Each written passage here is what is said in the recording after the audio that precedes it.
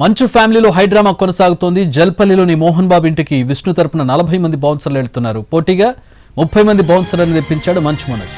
అయితే మనోజ్ తరపు బౌన్సర్లను లోపలికి అనుమతించలేదు సెక్యూరిటీ సిబ్బంది. కాసేపట్లో దుబాయ్ నుంచి మంచు విష్ణు జల్పల్లికి రానున్నారు. మంచు ఫ్యామిలీలో వివాదం ముదురుతోంది. జల్పల్లిలో ఉంటున్న మంచు మనోజ్ ఇంటికి వచ్చిన విష్ణు వ్యాపార భాగస్వామి విజయ్ వెళ్లారు. మనోజ్ ఇంటి సీసీ ఫుటేజ్ హార్డ్ డిస్క్ తీసుకెళ్లారు. ప్రస్తుతం మనోజ్ ఇంటి చుట్టూ విష్ణు మనుషులు ప్రైవేట్ బౌన్సర్లతో కాపలా కాస్తున్నారు. జల్పల్లిలోని మోహన్ బాబు ఇంటికి విష్ణు తరపున 40 మంది బౌన్సర్లు, పోటీగా మంచు మనోజ్ మరో 30 మంది బౌన్సర్లను తెప్పించాడు. ప్రస్తుతం ఇక్కడ బౌన్సర్ల హవా కొనసాగుతుంది. ఇంకా మరోవైపు విష్ణు దుబాయ్లో ఉన్నట్టుగా తెలుస్తుంది. అతను వచ్చాక వివాదం మరింత ముదిరే అవకాశం కూడా కనపడుతుంది. మా ప్రతినిధి రవి గ్రౌండ్ రిపోర్ట్ అందించడానికి సిద్ధంగా ఉన్నారు లైవ్లో. రవి, ఏంటి బౌన్సర్లు ఏంటిది? ఏమైనా ప్రైవేట్ సైన్యాలు తెప్పించుకొని ఏం జరుగుతుంది? పోలీసులు ఏం చేస్తూ ఉన్నారు? అట్లాగే ఎందుకు అసలు ఇంతమంది బౌన్సర్లను తెప్పించుకుని ఏం చేద్దామని?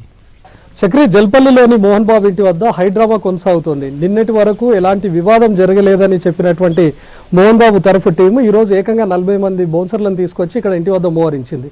మరోవైపు మనోజ్ మాత్రం నిన్న మధ్యాహ్నం వరకు సైలెంట్ ఉన్నాడు. డయల్ 100కు కాల్ చేసి చెప్పినటువంటి వ్యక్తి పాడి షరీఫ్ పోలీసులు పిఎస్కి వచ్చి లిఖితపూర్వకంగా ఫిర్యాదు చేయమని చెప్పినా అటు పిఎస్కి వెళ్ళలేదు. కానీ ఏకంగా నిన్న హాస్పిటల్లో ప్రత్యక్షమయ్యాడు. తను ట్రీట్మెంట్ తీసుకున్నాడు.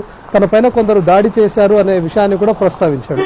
ఈరోజు ఒక్కసారిగా వాతావరణం మారిపోయింది. ఇక్కడ లోపల మంచు విష్ణుకు సంబంధించినటువంటి వాళ్ళు దాదాపు 40 మంది బౌన్సర్లను ఏర్పాటు చేసుకోగా ఇటు మంచు మనోజ్ కూడా పోటాపోటీగా మరొక 30 మంది బౌన్సర్లను తీసుకొని వచ్చి ఇంటి వద్దకు వచ్చారు. అయితే మంచు మనోజ్ వచ్చినటువంటి అనుచరులు కానీ మనోజ్ తెచ్చుకున్నటువంటి బౌన్సర్లను కానీ ఎవరిని కూడా లోపలికి అనుమతించట్లేదు. ప్రస్తుతం మనం చూస్తున్నటువంటి వెహికల్స్ దగ్గర కూడా చెక్ చేస్తున్నారు. క్లియర్గా విష్ణుకు కానీ లేకపోతే మోహన్ బాబుకు సంబంధించినటువంటి ఫ్యామిలీ మెంబర్స్ లేకపోతే వాళ్ళకి సంబంధించినటువంటి బౌన్సర్స్ అయితేనే వాళ్ళని వెహికల్స్ మాత్రమే లోపలికి అనుమతిస్తున్నారు. మిగతా వారందరి వెహికల్స్ కానీ లేకపోతే మంచు మనోజ్ అభిమానులు కూడా కొంతమంది వచ్చారు. ఎందుకంటే తను గాయపడ్డాడు అనే విషయం తెలుసుకున్నటువంటి వాళ్ళు, మనోజ్ ఏర్పాటు చేసుకున్నటువంటి ప్రైవేట్ సెక్యూరిటీ వాళ్ళు కూడా వచ్చారు. వాళ్ళందరి వెహికల్స్ను బయటనే ఉంచారు. అయితే ఈ విషయం పైన పోలీసులు మాత్రం స్పందించట్లేదు. ఎందుకంటే అది ఇంటర్నల్గా ఫ్యామిలీలో జరుగుతున్నటువంటి గొడవగా చెప్తా ఉన్నారు. మనోజ్ మాత్రం ఎప్పుడైతే డయల్ 100కు కాల్ చేసి చెప్పాడో తను వెంటనే పిఎస్కి వచ్చి లిఖితపూర్వకంగా ఫిర్యాదు చేయమన్నాం, ఇప్పటి వరకు రాలేదని చెప్తున్నారు. మరోవైపు మోహన్ బాబు తరఫున ఉంటున్నటువంటి వాళ్ళు కానీ లేకపోతే విష్ణు తరఫున కానీ ఎంటైర్ మంచు ఫ్యామిలీకి సంబంధించి మాకు ఎలాంటి కంప్లైంట్ అవ్వలేదు కాబట్టి మేము ప్రస్తుతానికి జోక్యం చేసుకోమని చెప్తున్నారు. అయితే ఎప్పుడైతే ఇక్కడ పెద్ద ఎత్తున ప్రైవేట్ సెక్యూరిటీ కానీ లేకపోతే బలగాల మాదిరిగా మోహరించినటువంటి విషయం తెలుసుకున్నటువంటి పేట్ బషీరాబాద్ పోలీసులు కొద్దిసేపటి క్రితం స్పాట్కి వచ్చారు. ఇక్కడ ఉన్నటువంటి పరిస్థితిని చెక్ చేసుకొని వెళ్ళిపోయారు. ఈవెన్ ఉన్నతాధికారులు కూడా డీసీపీ కూడా చెప్తున్నారు అది మంచు ఫ్యామిలీలో జరుగుతున్నటువంటి ఫ్యామిలీ వివాదంగానే చెప్తున్నారు. కానీ ఇప్పటివరకు మాకు ఎలాంటి ఫిర్యాదు అందలేదు. ఒకవేళ ఫిర్యాదు అంతే దానిపైన విచారణ చేస్తామని చెప్తున్నారు. అయితే నిన్నటి వరకు మంచు మనోజ్ తన గాయపడ్డాను, నన్ను కొట్టారు అని చెప్పినటువంటి తన పైన గాయపడ్డారు లేకపోతే కొట్టారు అని చెప్తున్నటువంటి వ్యక్తి నిన్న హాస్పిటల్కి వచ్చి ఎమ్మెల్సీ చేయించుకొని వెళ్ళారు. నిన్న వైద్యులు కూడా చెప్పారు మళ్ళీ రావాలి అని చెప్పి. సో ఈ రోజు మళ్ళీ తను హాస్పిటల్కి చెకప్ కోసం వెళ్ళే అవకాశం ఉంది. ఆసుపత్రిలో పూర్తిగా చెకప్స్ అయిపోయిన తర్వాత వాటిని ఎమ్మెల్సీగా పెడుతూ ఈరోజు పేట్ బషీరాబాద్ పిఎస్కి వెళ్ళి కంప్లైంట్ చేస్తారు అనేది తెలుస్తూ ఉంది. మరోవైపు విష్ణు కూడా షూటింగ్ నిమిత్తం దుబాయ్కి వెళ్ళాడు. తను ఈరోజు మధ్యాహ్నం 3 గంటల తర్వాత చేరుకుంటారని తెలుస్తుంది.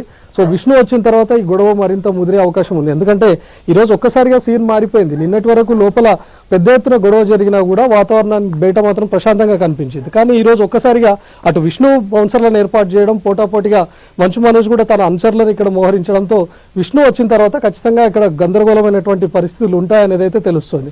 మరోవైపు ఎప్పుడైతే మనోజ్ పైన లోపల దాడి జరిగింది అని చెప్తా ఉన్నారో తనే డయల్ 100కు కాల్ చేసి చెప్పారు కాబట్టి లోపల ఎవరైతే మోహన్ బాబుకు సంబంధించినటువంటి అనుచరుడిగా చెప్తున్న వినయ్ దాడికి పాల్పడినట్లుగా తెలుస్తుంది. అయితే ఆ వినయ్ లోపల ఉన్నటువంటి సీసీ ఫుటేజ్కు సంబంధించిన హార్డ్ డిస్క్ అన్నింటినీ కూడా తొలగించాడు, వాటన్నిటిని తీసుకొని పోయాడు అనేది కూడా సమాచారం.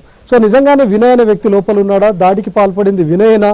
ఒకవేళ మోహన్ బాబు అక్కడే ఉన్నప్పుడు మంచు మనోజ్ పైన అంటే కొడుకు అయినటువంటి వ్యక్తి పైన ఒక ప్రైవేట్ వ్యక్తి దాడి చేస్తున్నప్పుడు తండ్రి ఏ విధంగా కామ్గా ఉన్నాడు, లేకపోతే తండ్రి ప్రోద్బలంతోనే దాడి జరిగిందా అనే విషయాలపై ఇంకా క్లారిటీ ఇవ్వాల్సింది మాత్రం మంచు మనోజ్. ఎందుకంటే ఇప్పటి వరకు తనపైన దాడి చేశారు అని చెప్తా ఉన్నారు. సో ఇంత జరుగుతున్నా కూడా కనీసం మనకి ఇక్కడ ఉన్నటువంటి సిబ్బంది కానీ లేకపోతే నిన్నటి నుంచి ఎవరిని అనుమతించకపోవడం, లేకపోతే పెద్ద ఎత్తున ఇక్కడికి వెహికల్స్ చేరుకోవడం, మంచు మనోజ్కు సంబంధించినటువంటి వాళ్ళు వస్తే బయటనే ఉంచడం, ఇదంతా డ్రామా కొనసాగుతుంది. కాబట్టి ఖచ్చితంగా ఇది కంప్లైంట్ చేస్తే తప్ప నిజంగానే లోపల ఏం జరుగుతోంది అనే విషయాలు బయటకు వచ్చే అవకాశం.